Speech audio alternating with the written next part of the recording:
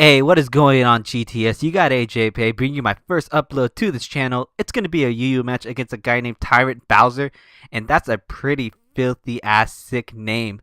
But looking from his team looks pretty scary because this Galvantula outspeeds everyone on my team besides my Rotom Scarf and my Revile, while it also threatens my two regenerative core walls with Amoonguss and Slowbro. We got Heracross there, which is basically really a dangerous Pokemon in general. And we got Meowetta, which is always dangerous because you don't know what set it is until it reveals itself. Druddigon is not as big as a problem, but Torkoal is kind of a problem because it can rapid spin my rocks away. And it's somewhat of a defensive wall. Then we got Milotic, who is a defensive wall, and I don't have much to hit it with other than Rotom Heat. But its only super effective move is the Volt Switch. So he's going to lead off with the Galvantula. I'm going to lead off with my Rhyperior. Now, I'm not really fearing the Energy Ball too much because it can't OHKO me unless if he's Choice Specs. But I still do have a chance to live regardless, as I just really want to get my rocks up because that's going to help me against the Galvantula as he switches Milotic in. I'm thinking that might be his initial switch against Rhyperior, and he may not have Energy Ball on his Galvantula, so I got to check that out later. As I want to switch out to my Slowbro, predicting the Scald and the Water move mainly just to resist it, but he switches to Meowetta. Now I'm thinking he might have actually predicted this because those things can carry T-Bolt, so I'm going to switch out again and predict the T-Bolt, go to my Rhyperior. However, he double switches into Milotic again, predicting me probably to go into this Rhyperior. So at this point, he's pulling some really good double switches. And at this point, I'm going to predict him to stay in, predicting me to stay in, because usually as a human being, you would change your mind. But in this case, I'm going to do the same thing and predict him to change his mind, go to my Slowbro again, resist the water move, but get burned. So a bad Slowbro is usually a burn Slowbro, but an even worse one would be a toxic one. So I guess I am fine with the burn for now, only because I do carry the regenerative ability. So he's going to switch out right into his Heracross, and I thought this was a really weird play because I could have simply just gone for the Scald and burned him. However, I go for the Toxic, so I'm like, alright, a Toxic Heracross, that's not bad. It's all good. But like I said, it still felt like this is a really weird play of him. But then again, I don't really have anything safe to switch into it, so I'm just going to stay and hope that he overpredicts, goes for a close combat. But he goes for the Mega Horn, and I'm kind of surprised that he took me out, so I'm just kind of like, huh, he's probably Choice Bandit. That's not that bad. I have things to outspeed it. But I don't see any Moxie, so I'm just like, oh, he's probably Guts. He might be Choice Scarf Guts. That may be a problem. But I do have Rotom Heat, who is Choice Scarf, and Rotom Heats do have one base speed over Heracross, and I'm running max speed Timid Nature, so I know I can outspeed him and threaten him out as I go for the Volt Switch just to get a switch initiative as he switches in Druddigon. So I'm going to switch into Blastoise. Now, I'm going to just mainly go for the Ice Beam just in case if he decides to stay in and does some sub-Hone Claw shenanigans stuff. But he switches to Milotic, which is the good play. And as you can see from my HP, this is not the same Blastoise set that everyone else uses. I am not a defensive Blastoise set. I am actually a Choice Spec set to bait out the Rapid Spin blockers. So I stay in predicting him to go for the Toxic, because I know at this point he does not know I'm Choice Spec and locked into Ice Beam, as he does get the Toxic, and he cannot see that I don't have an item yet, because he can't see yet that I have leftovers till the next turn, if I did have it. So I'm going to predict him to switch out this time, because Milotic can't do anything to me at this point after Toxic me. I'm going to predict him to switch into something. I'm going to Choice Spec Ice Beam this Galvantula, but it barely lives, and I'm just like, crap, I almost took out a big threat.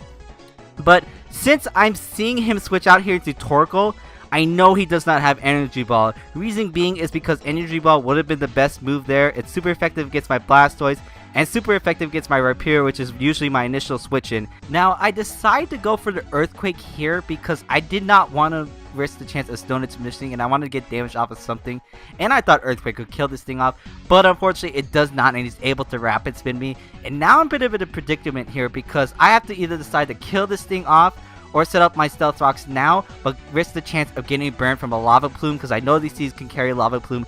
So I just decide here just to kill this thing off, mainly because I know that once I kill this thing off, I can find an opportunity to set up Stealth Rocks later, and they will be there to stay no matter what. So after taking out the Torkoal, he's going to switch into his Milotic, and I'm still fearing this thing, and I do need Rhyperior for later because I do got a plan with Rhyperior. So I'm going to switch to Amoonguss to take the water move again, but he predicts that correctly, goes into Merilita, and I did not think this Merilita was a special set with Psychic because he already had 3 special attackers at this point, so I thought he'd be a Relic Song physical set. That's why I stated, but unfortunately I make a big mistake there, lose my second regenerator core wall, and now I gotta play my switch-ins right. So I'm gonna switch Reval in, and I just went for the Night Slash straight off the bat because nothing would really want to take it, and I guess he decides to stay in because he didn't want anything to take the hit, or he's predicting the pursuit. I wasn't really too sure, but either way he's gonna get a free switch into Heracross, and at this point I'm thinking he's Scarf, or he's bluffing it really well, making me a fool. But I'm gonna go into my Blastoise mainly just to see if it could take the close combat that's probably Guts boosted, and unfortunately since I am not the defensive set, I'm not going to be able to take it. I would love to have taken that 1 hit and been a 2-hit KO because I could have gotten more toxic damage on it. But I guess that's really fine because that gives me a free switch into my Rotom. And I know I'm going to scare him out into his Galvantula. He's going to have that thing as death fodder. And he's going to have switch initiative because I'm going to go for the full switch. But that's exactly what I want him to do because at this point I do have a plan in possibly winning. And this is the main plan here. I'm going to switch Rhyperior in now, baiting him to switch into the Milotic, and luckily he does take that bait. And what I want Rhyperior to do is to live a Scald, not get burned, get as much damage on this Milotic as it can before it dies, so that way Rotom can come in and Choice Scarf Volt Switch it to death. But yeah, I don't get burned because he's a beast, I'm a beast. Curly fries, onion rings, that's an actual song. But unfortunately, I do not take him down to red, which was really my main goal. So now he's going to have 2 turns of leftover recovery.